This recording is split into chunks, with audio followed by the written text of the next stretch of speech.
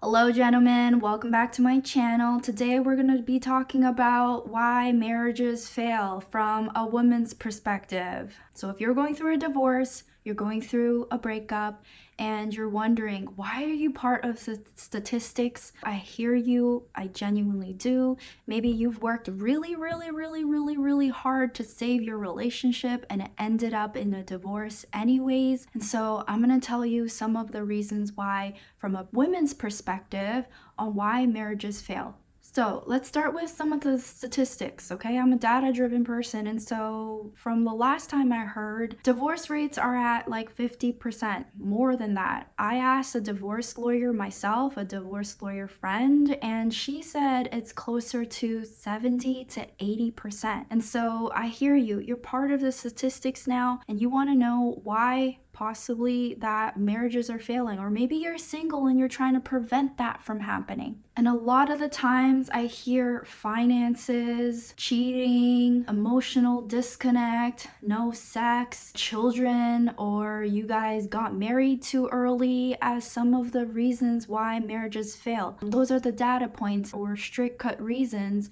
for those terminations that you have to fill out in your divorce decree, writing down the reason behind it, right? And it's kind of like given into a data point, irreconcilable differences as reasons. But I think those are common misconceptions about what are the really true reasons about why marriages fail to begin with. And very bluntly speaking, I want to say it's personality. Okay, I'm not a therapist, but it's personality. It's the inability to truly be the person and find a person who is not only committed to changing with the relationship, but changing and growing themselves, okay? So I think that is the main reason. Finances, if that's the only reason, that's an easy problem to solve if you guys are both with the right personality together. Sex can be easily reignited. Cheating can be easily resolved, okay? And I'm not saying cheating is good or bad, but cheating, infidelity can be a beautiful wake-up call for couples who have been grown apart for so long, right? So I just think personality is one of the biggest determinants for why relationships fail and why the statistics are that high.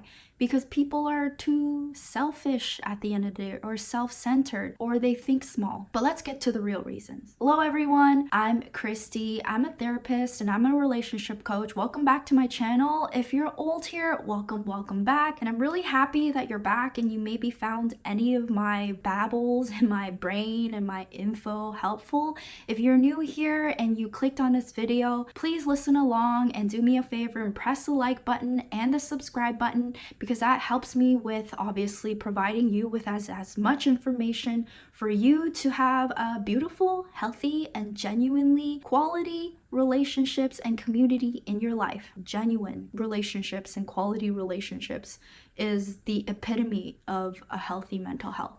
So the harsh truth that I'm going to tell you for point number one is you have an overloaded marriage. As a therapist, I see this a lot, but what does it mean to you? You may be thinking, what the heck does that mean? You're deer in the headlights right now. So to discuss marriage, we really have to discuss why marriage as an institution was even created in society to begin with. Early in the ages, marriage was created to build family, to have contract between two people that the life that they're building, they have some sense of stock and stake in it. However, now I genuinely do believe marriages as a whole is overburdened and overloaded with expectations to fulfill your entire need of life. From romance to passion, she needs to be your best friend. You need to have a great sex life. She also needs to be financially, capable and educated, or he or she, right? So I genuinely think one of the reasons why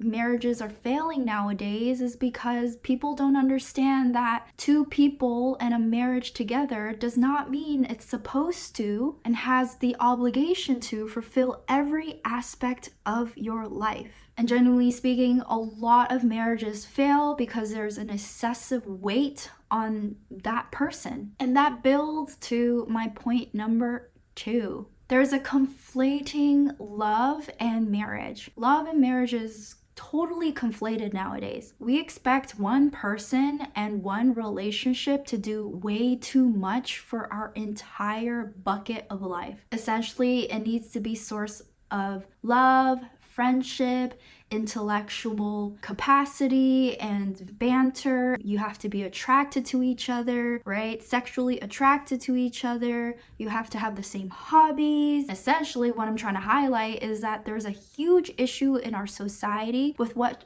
marriage is really supposed to mean, and that we're romanticizing the fact that marriage is supposed to be the entire cure for how you and how I am and how other people are feeling void of themselves. I love marriages, and by no means am I trying to tell you Santa isn't real right now. But I'm also trying to give you guys a wake-up call that by putting too much pressure and expectations on one person and one relationship, it takes away your ability to not only work on yourself, but work on spreading the pressure and obligation that one person needs to do in order for the marriage to actually last. So, analogy that I really like to describe is, from you men, especially if you're a business owner, is if you have an employee, you don't expect that employee to do everything for you. You're going to delegate different roles and different department roles, and you're gonna break down the different umbrellas that one person is required to do and required to do really well, right? And so if you're not viewing relationships and you're not viewing your husband, or, and I'm speaking to you, your wife in that way, many times you're going to sabotage your ability to feel love and stability with that person and commitment with that person. And also, women do this probably more often than not. And you're going to catastrophize any bad things and any little problems that are going to inevitably happen in a marriage. And a quote that I want to kind of drive things home by Kurt V. I can't really pronounce his name, so I'm gonna put the name right here. You're not enough of a person or people for each other.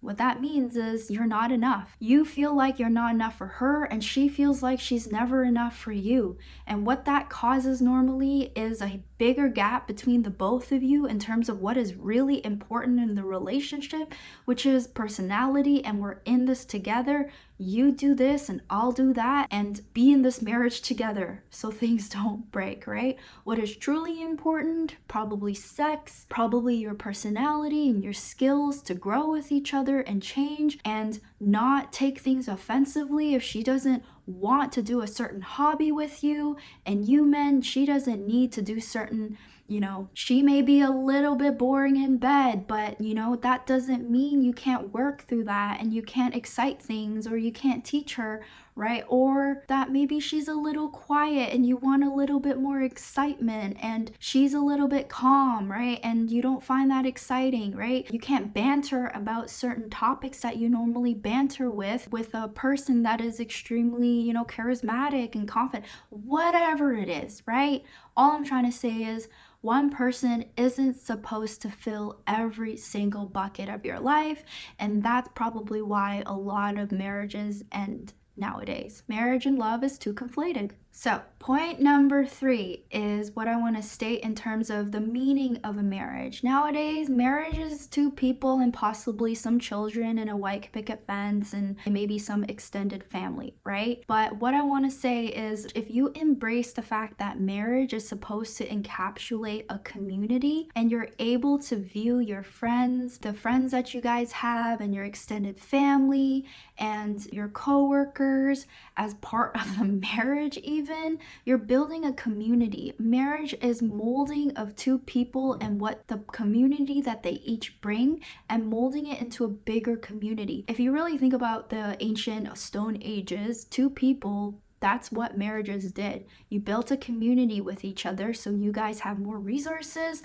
and more ability to survive, right? So if you see that, you can really resonate it, and people don't see that, and that's why relationships are breaking down. Adding to the point, you guys have to do everything. You guys don't ask for people's support. You don't make connections with your community. If you're religious, you don't make connections and whatever, right? And modern marriages are extremely isolated. Maybe you don't let her go out, or maybe she doesn't let you go out, and you're unable to really have the mental and emotional support from other people. The fewer the external extensions of a marriage, the fewer points, I would say, of extended community that I hear a marriage has, the larger the chance that that relationship is going to fail. There's bound to be one day in which your spouse or your partner is going to fail you at some point. You each can't be perfect for each other. You can't be each other's only support system. So I urge you to start thinking about, if you are going through a divorce or you're single and trying to build what is important for a marriage to last, or you're divorced and you're trying to understand how to make your next relationship last, that you have to build an external community or extended relationships around your marriage. And you should encourage her to do the same. Very important. A woman should have girlfriends. A woman should make time for her girlfriends. You guys should make time for each other and everything that is important to you, so that you don't have this huge weight on each other. Very last point that I want to take it home is essentially, marriage nowadays are really overcomplicated. I'm just going to say it out loud. I think marriage should be a very simple thing. From all the points that I just regurgitated to you, I think this one hits home. I really want to argue the fact that modern marriages has lost focus. Encapsulating everything that I just said, marriages is way too complicated and complex nowadays. I honestly think, and you take it for what it is, the true purpose of a marriage, whether you really welcome this or not, is to build a family and to have children and raise children, and building a stable, peaceful home for you and her and the children and your legacy. So keep marriage simple. Focus on what is truly important to having a stable and simple life. And that's why I've argued to the fact that it's personality that is the most important for men and women to look for. Yes, attraction matters. It obviously really helps if you're attracted to the person, especially you men. Okay, I would argue the fact that that is a standard. Personality, you're able to negotiate certain terms. People are growth-minded. You know how to work through differences, and you know how to come together and delegate roles. I don't think 50-50 is ever sustainable. I think someone should do 100% possibly of one thing, 80-90% of one role, while the other person does 80 or 90% of one role. Or if you have a breadwinner and that woman obviously has another job, right? You're obviously going to take the stark hold of most of the financial burdens. But I do believe marriage can be very simple if people just are accepting of the differences of roles that there needs to be in that relationship. So thank you for listening, guys. I hope you found this video helpful in some way. If you're going through a divorce, maybe this has made you kind of brainstorm some ideas on how to save it. If you're single or newly single and wondering how to avoid being part of the statistics, I also hope that this video helped you simplify things a little bit and start reflecting on your mindset and your belief systems around what a marriage means to you. And generally speaking, that you stop putting so much pressure on yourself and on dating and the woman, that you guys have to be the cure for all life's horrible things, right? You are still your own person, and your relationships and the people that are important to you and your community is still part of love. It's still part of marriage. It's still part of the contract and going to be added and of value to the contract that you're going to be making with your future woman in the future.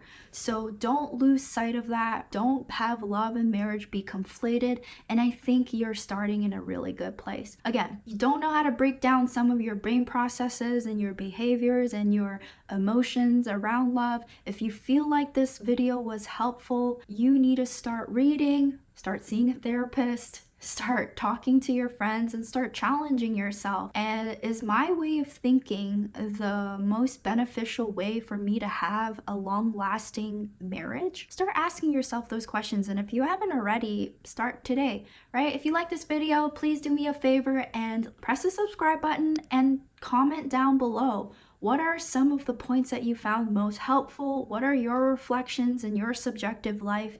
And if you're interested, I am taking clients, and you can click the link below and it'll give you a breakdown on how I take clients, okay? Put your mental health first, put action first, and be in control of your autonomy. Love is possible, but love is a reward for those who work for it.